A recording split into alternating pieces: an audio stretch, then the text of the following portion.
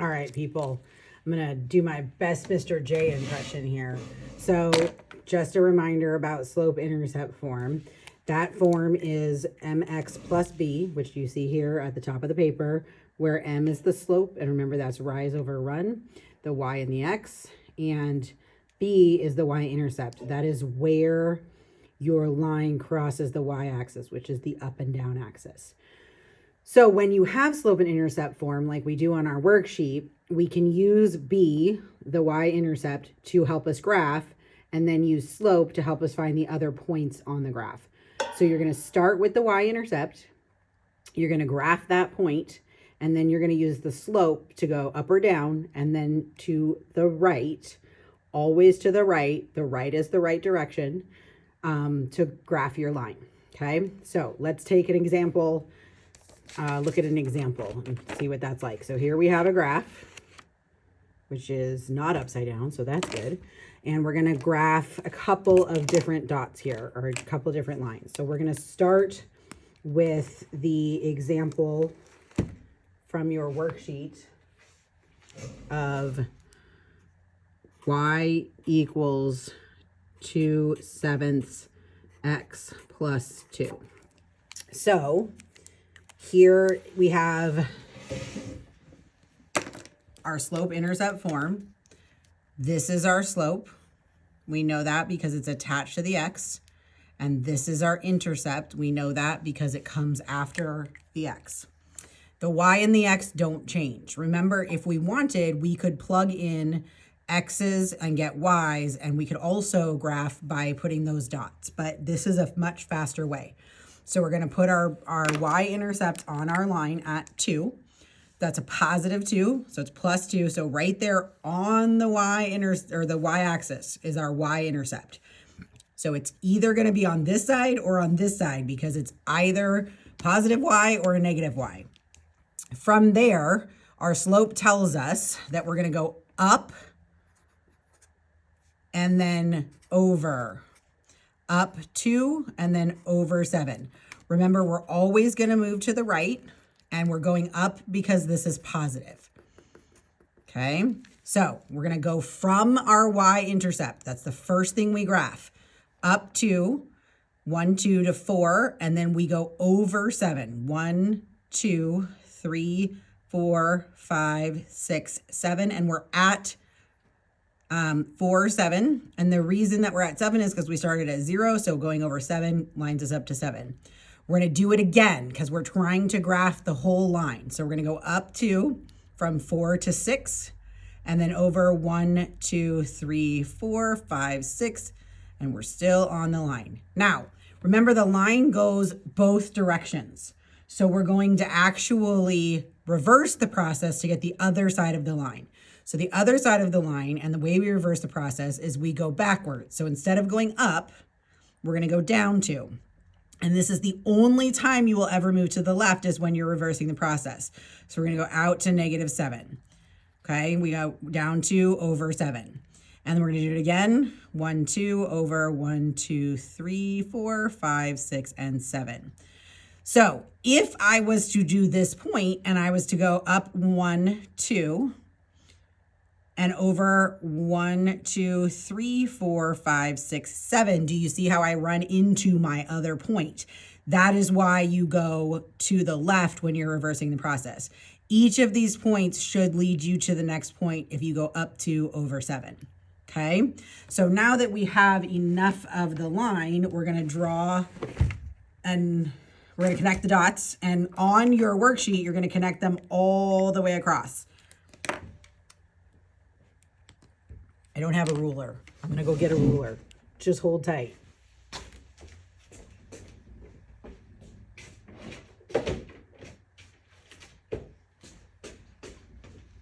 And I'm back with my ruler. So I'm going to connect my points and I'm going to draw my line from one end of the graph to the other. Remember, I'm going to put arrows on it because my line goes on forever. And that is how we graph our y equals 2/7 x plus 2. Okay, I'm going to do one more example of that.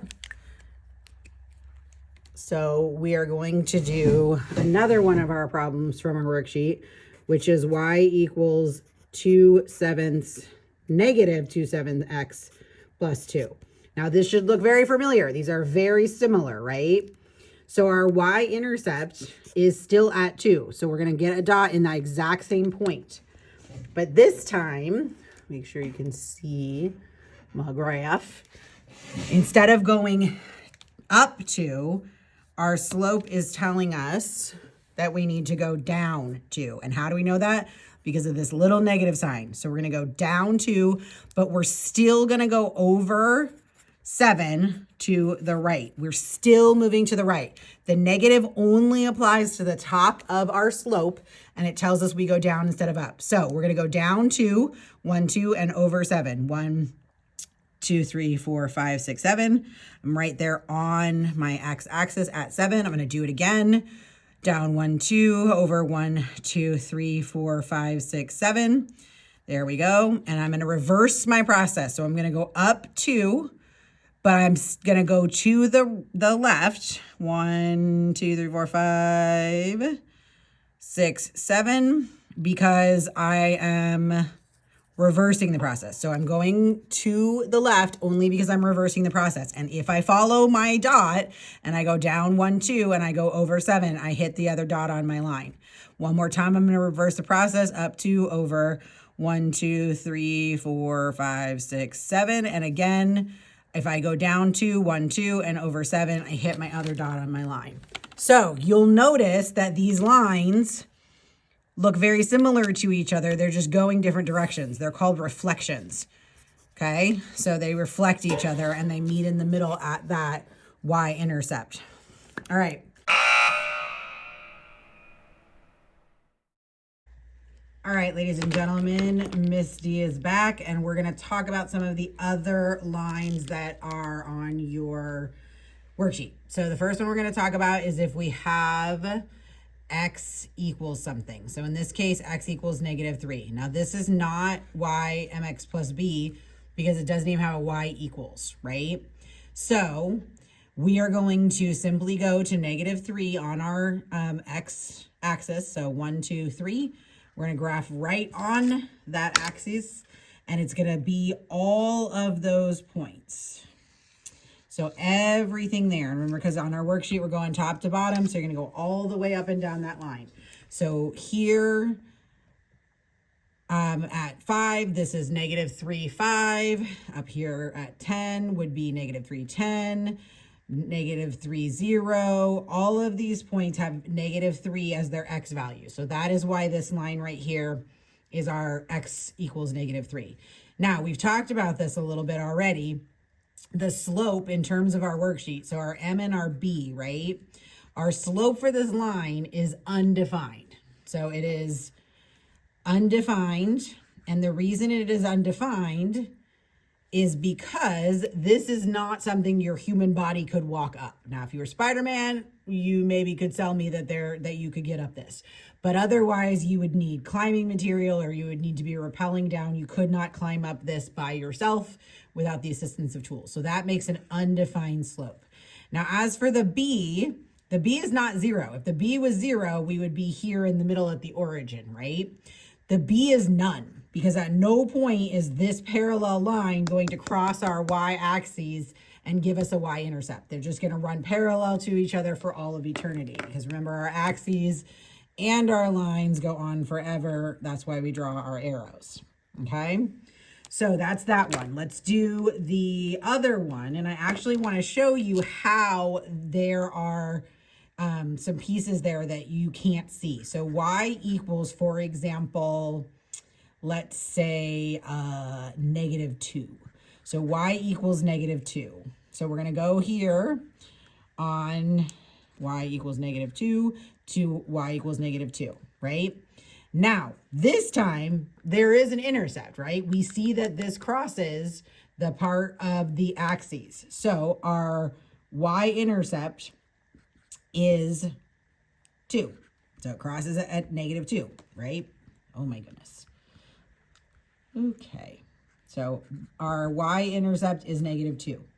Okay, and just like our x, we're going to draw a line along our y equals -2, and every one of these y values is -2, right? This point is -1, -2, -2, -2. This one is 5, -2. So all of those y's are -2 values, okay? Now let's talk about the slope. So the slope is 0. As we've said before, you're walking along this line, you're not changing. But what if we actually had our y equals mx plus b? So y equals 0x minus 2 would be our equation, right? But anything multiplied by 0 gives you 0. So that is how you know that your slope is 0, and that's also why you don't see your x, because the 0 is irrelevant, which is what leaves you with y equals -2. Okay, so there's our y equals -2, 0 slope, -2 for our y-intercept, and our x is -3, undefined slope because you can't walk up that, and no y-intercept because at no point is this line going to cross over to that.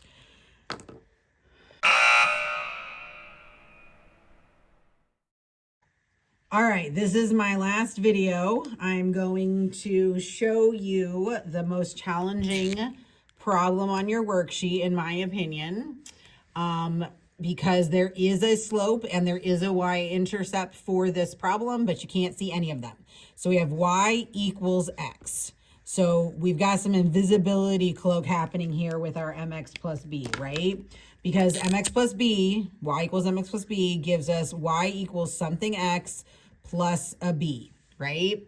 Just like our last example where 0x became irrelevant in the problem, some of what's happening here has been irrelevant, so you can't see it in the formula, the y equals mx plus b. So what this says is y is the same as x. So if we are going back to what we know about how to graph lines, and we have ourselves a little table here, we have x and we have y, and we have the equation y equals x, that means that when x is 2, y is also going to be 2, right? So if we were graphing that, we'd go up 2 over 2. That's my point, okay?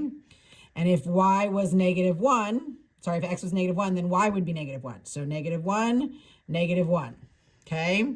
So x and y are the same. Okay, and again, that's how we would see it if we were graphing, how we started to learn to graph by graphing the points. I'm going to leave both of those on the graph, and then I'm going to show you what the mx plus b is hiding here. So this is actually an invisible 1, and then this is actually an invisible 0, because if you follow the pattern, 0 equals 0, that is where my point is going to be at 0. And if I have my slope of up 1 over 1, you'll see that I will hit my 1.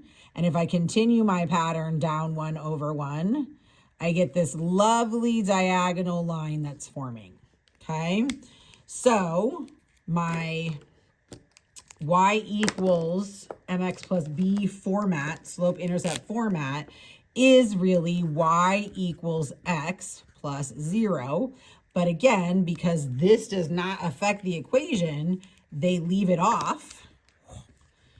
And that is how you end up with just y equals x. So if you are graphing that, you are starting at 0. That is your y-intercept. So my b is 0 and my slope is 1. So I'm going to go up 1 over 1 for each of my points, and I can reverse the process by going down 1 over 1. And then, of course, we can take our ruler, line it up, and draw ourselves a nice line across our graph all the way over, okay? So that is y equals x. I'm not going to go over y equals -x because I'm hoping that this should help you figure out what -x should look like on your graph, as well as my other videos. So thank you so much for watching the video. I hope you weren't too bored. And as Mr. J says, thank you so much for watching. See you next time. Until then, peace.